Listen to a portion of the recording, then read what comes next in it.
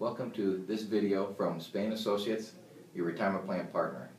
Today's topic is going to be something that's very near and dear to my heart. It is going to be about a specialist versus a generalist in the retirement plan field. And what I'd like to do is what I call real world, just talk about if you're a plan sponsor or a business owner or a fiduciary, maybe what constitutes a specialist versus a generalist. And just really, I hope that you look at this video as educational in this area. Okay? How I'd like to start is with regards to a brochure that the Department of Labor put together. And the name of the brochure is Meeting Your Fiduciary Responsibilities. If you go on the Department of Labor website and in the search bar, if you did plug that in, again, it's Meeting Your Fiduciary Responsibilities, this brochure will come up. And I'd like to start by reading one of the areas of that brochure. The duty to act prudently is one of the fiduciary's central responsibilities under ERISA. It requires expertise in a variety of areas, and lacking that expertise, a fiduciary will want to hire someone with that professional knowledge. So a couple things when I first read that was, first of all, the need for having a knowledge in multiple areas. A lot of times when I'm talking to the business owner and the plan sponsor, the fiduciary, they just don't even seem to be aware of everything that really falls under their responsibility. That's the first thing I hope you get out of that. And the second thing is, what we see is advisors are on plans, and that's what they're supposed to do. The Department of Labor is telling you, hey, if you don't have this knowledge, go hire an advisor. But what I find is, how qualified is your advisor? That's really the key, because I know business owners are doing that. They're hiring us, and oftentimes I see that the advisor on there just is not a specialist. And if these responsibilities need to be taken care of, you'll probably want an advisor that is doing that. And the example I'll give you that maybe will hit it home, and I think would make sense is, would you go to your family doctor and have them perform knee surgery? Now, I know that may seem a little ridiculous because you'd never do that, but I guess you can probably see where I'm going with that. So often I am seeing advisors that do not know retirement plans handling the retirement plan for that company. So with that being said, here are some of the things I would suggest you look at, some of the things that would be important in maybe making the distinction of a generalist versus a specialist. And the first thing is your E&O insurance. We have errors of omission for selling securities. Okay, and one of the things that, if I was in your shoes, what would I have them do? I'd have them actually show my E&O policy and have them show me where my policy does indeed cover ERISA plans. And that may sound crazy, but what we have in our industry is a lot of broker-dealers, and broker-dealers are saying, you're not a fiduciary, and your E&O is not going to cover that. I used to be with a broker-dealer that didn't cover ERISA plans. I had to get a separate policy. So the very first thing I would do is make sure that your advisor can show you, not that they have an E&O, because they do, but does it particularly cover ERISA plans? Another analogy, if I can, kind of like homeowners insurance. You know you have homeowners insurance, but what happens when your basement floods and you find out you didn't have flood insurance? Okay, same type of deal here. Okay?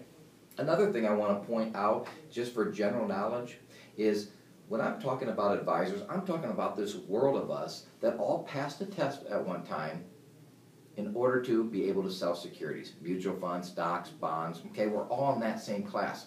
Would it shock you to know that that test really had nothing to do about retirement plans?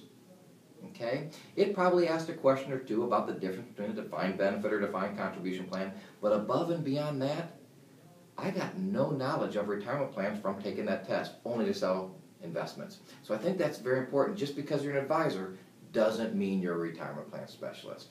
So as simple as that sounds, that actually shocks people sometimes when you tell them that. Another step would be professional designations. You don't need to have a designation to prove that you're a specialist, but it definitely is an indicator of a person that is wanting to improve themselves and wanting to be that specialist. Personally, I have two designations. One is a PPC, which stands for Professional Plan Consultant, and I'm also an AIF, an Accredited Investment Fiduciary. There are many good designations in the retirement plan field, and when you see that, you know that person has taken that step. And so, again, you don't have to have one, but it might be something that would make a distinction between them. And lastly, would just be resources. Where are you putting your resources as an advisor? I know personally the amount of time, money, staff that goes into servicing retirement plans is extensive. I can't imagine that if I was a wealth manager, that I was an advisor that handled individual wealth management as my main practice, how I could meet all the responsibilities for my clients in the retirement plan field without spending the time and money I do. Okay? And let me tell you a little bit about what I mean on that. Well, first of all, we have a very set process. So can your advisor tell you what their process is for helping you take care of your responsibilities? Because everything in our world, and again that's the retirement plan world, is you show prudence by focusing on process. What do I mean by that? Well, what I mean by that is your investment reviews, the process you take there is the important things. Whether you have good investments or not is not really the key. It's the process you take to get those investments there.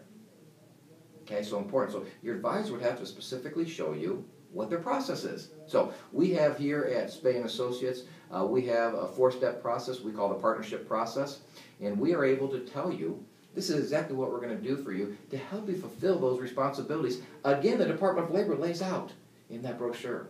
Okay, that's why you're hiring us. I need to be able to show you how I do that. Absent of that, do I really have a process for you? Okay, 4 steps real quick for the 4 general areas that I look at is, first is monitoring your service provider. Let me take a step back. It's actually hiring and then monitoring your service provider. If you're ever audited by the Department of Labor, you're going to have to show a documented process of how you've, number one, hired who you have, and then what you are doing on an ongoing basis to monitor them. How often are you taking that out to bid and comparing it to other providers? These are the processes that have been documented for us as the way we help you fulfill those responsibilities. The second would be the investment reviews. Okay, and this is the area that the advisor probably has knowledge on the investments. But do they have that process? Have they developed an investment policy statement for you? When they do the reviews, what do? Do they come in and say, here's the performance and here's versus the indexes? There's got to be more to it than that, you guys. You have to have an investment policy statement, and then you need to follow it, okay? Let me take a step back. Technically, you don't have an investment policy statement. What you need to do is have a documented process. Most people use this thing called an investment policy statement to do that.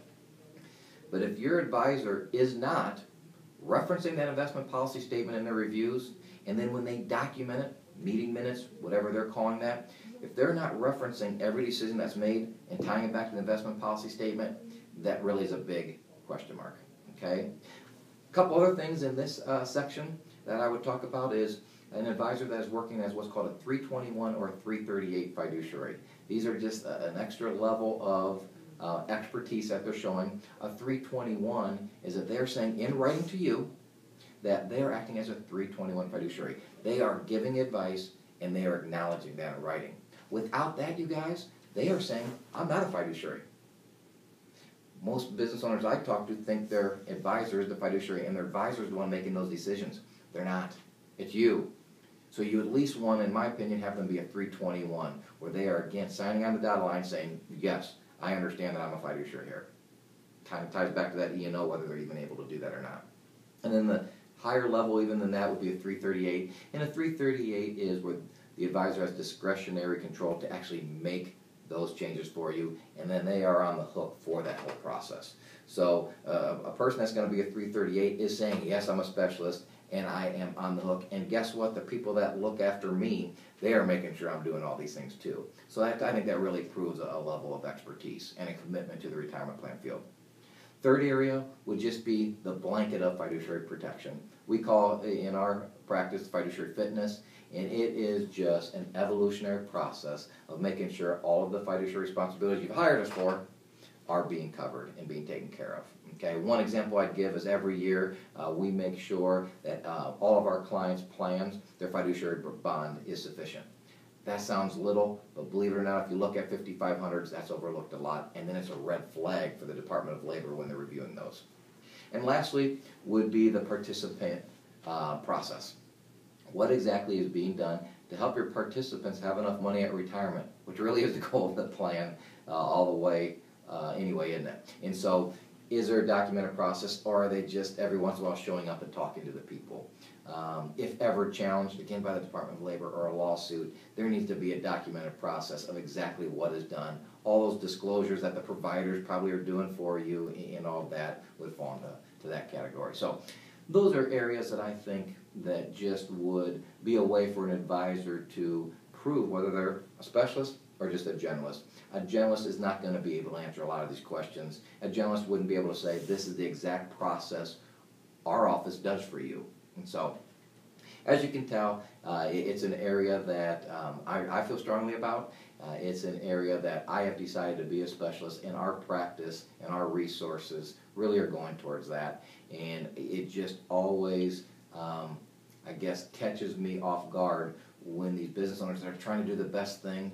They have a generalist who is not helping them really fulfill their responsibilities. What we typically see is a generalist is doing investment reviews and maybe some employee meetings, and that's about all. So I hope that would help for you to maybe start really looking into, are you getting and hiring an advisor to take care of the things that you probably thought you were getting the whole time. So feel free to contact me with any questions. It's a topic I can talk about for a long period of time, and I'd love to hear from any one of you. Thanks for watching this video. Appreciate it.